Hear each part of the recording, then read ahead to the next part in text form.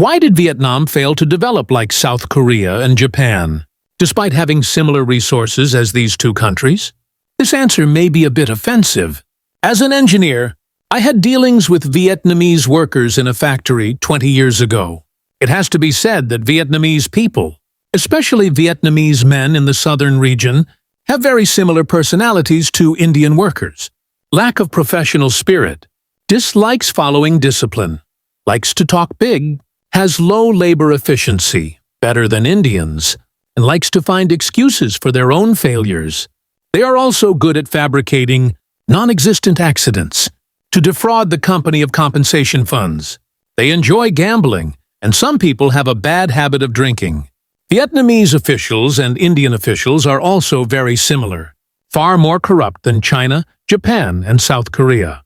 However, Vietnamese women are very hardworking and kind, and I think the vast majority of Vietnamese men are not worthy of them.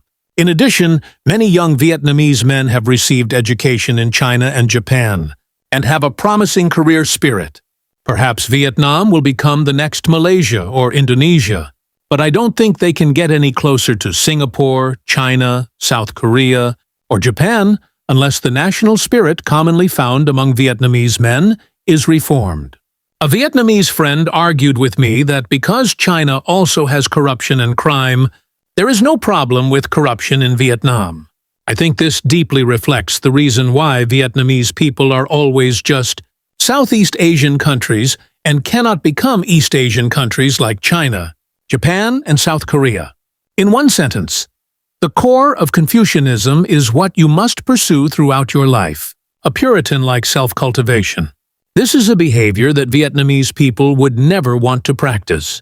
The core self-moral requirement of the Confucian spirit is Li, entre tous, cursudiodhoin, uprie, cunauden poeten fui, hontinotritrin dintretrien, dardidirzi, shin, etiquette, righteousness, benevolence, wisdom, and faith. Li etiquette. Demand oneself with social welfare behavior. Do not seek excuses. Admit and make up for mistakes. Ye righteousness. Do not harm the long-term interests of society and the collective for personal and short-term interests, and even sacrifice one's life for righteousness. Ren benevolence. Adhere to the path of goodness and do things that benefit family, friends, and society. Je wisdom. Wise thinking, facing objective reality, not seeking excuses, not denying reality. Shin faith.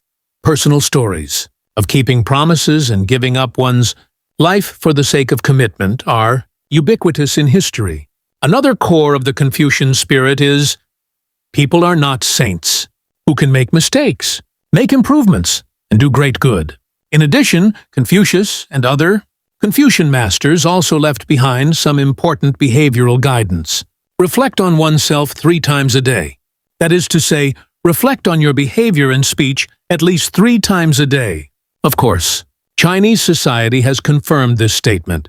If there are corrupt offenders, they should